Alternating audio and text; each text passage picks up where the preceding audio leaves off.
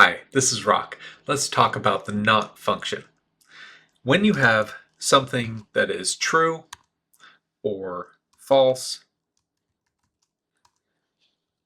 in other words, illogical, you can change that from true or false to the other just by using the not formula. So not, and if you paste that down, this not is false and this not is true. So you can ask the question, does this equal that?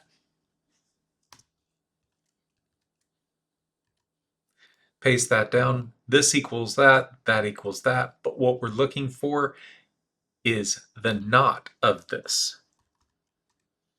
So we're trying to find when that is not the case.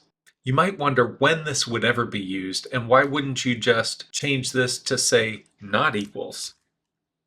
The negatives and double negatives going on here will make more sense to you when you're working with an extremely complex function. Let's say you have a function with a lot of ifs and ors in it so that it takes a lot to write that function and it's a big, long, complicated function. I'm trying to think of an example here, but imagine you have one of these. Putting a not in front of the whole thing is just a faster way to get the opposite result. So keep that in mind once we're in the world of big complex formulas so that you can have a shortcut to getting the opposite of what you're looking for from a logical formula. That's what not is. Don't tie yourself up in knots about it right now. We'll get there in the future. That's not, and next we'll look at true and false.